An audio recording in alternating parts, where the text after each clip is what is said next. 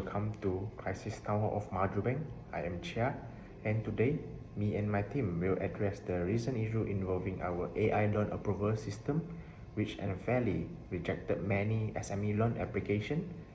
And on behalf of Maju Bank, we sincerely apologize to everyone who has been affected by this incident. So we acknowledge that and we take full responsibility for this mistake.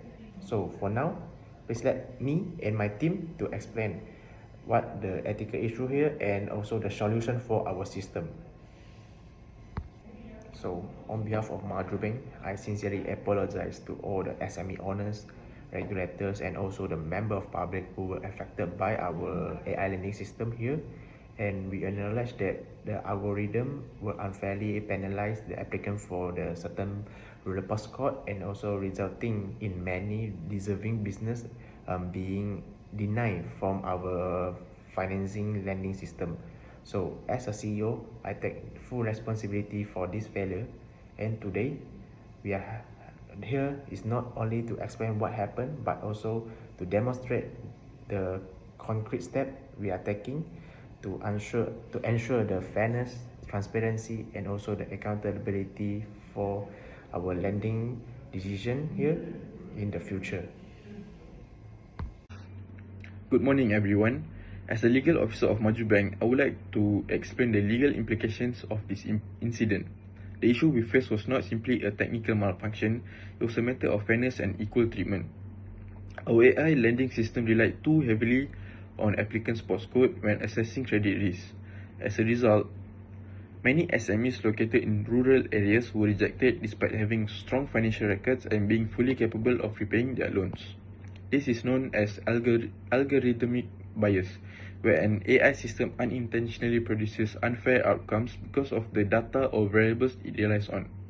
Although postcode appears to be a neutral factor, it disproportionately disadvantages one group of applicants. This may amount to indirect discrimination, where a policy seems neutral but has an unfair impact on certain individuals. From a legal perspective, while Malaysia does not have a specific AI discrimination law yet, the principle of equality remains important. Article 8 of the Federal Constitution emphasizes equality before the law, while Article 14 of the European Convention on Human Rights provides a useful international comparison by prohibiting discrimination. As a responsible financial institution, we recognize that technology should support fair decision-making, not create barriers for deserving businesses.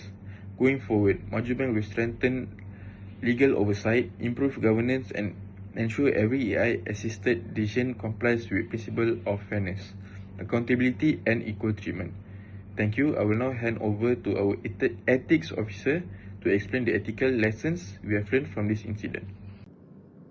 Ethically, Maju Bank failed to uphold the principle of responsible AI. We relied on statistical prediction without questioning whether the outcomes were fair. According to United Nations, to the United Principle of Responsible Data Use, organizations must ensure fairness, transparency, accountability, and respect for human rights. Our algorithm created unequal opportunities for rural SMEs, which conflicts with SDG 10 on reducing inequalities and SDG 16 on building accountable institutions. We have learned that ethical decision-making requires continuous human oversight rather than blind trust in technology. To prevent this incident from happening again, Maju Bank has implemented a comprehensive algorithm transparency and audit policy. Before any AI model is deployed, we conduct proxy screening on ensure variables such as postcode do not unfairly influence decision.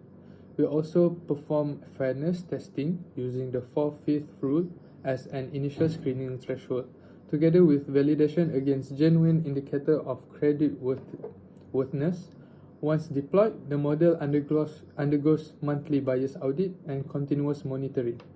Any borderline or unusual rejection is automatically referred to a trained credit officer for manual review. Finally, an independent algorithmic audit committee or AAC consisting of data analytic, legal, compliance, and external expert oversees the entire governance processes.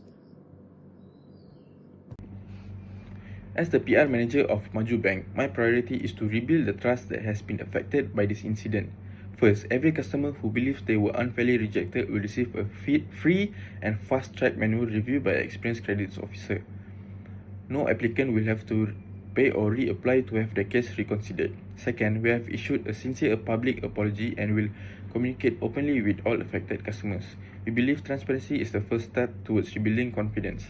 For customers who experience genuine losses due to an unfair rejection, we will provide appropriate compensation based on individual assessments. We will also launch a dedicated customer support hotline and independent appeals process, ensuring every applicant has access to a human review if they disagree with an AI-generated decision. Finally, Maju Bank will publish regular transparency reports so the public can see how our AI system performs and how we are improving it over time. We understand that trust cannot be rebuilt overnight. It must be earned through consistent actions, accountability, and our commitment to treating every customer fairly.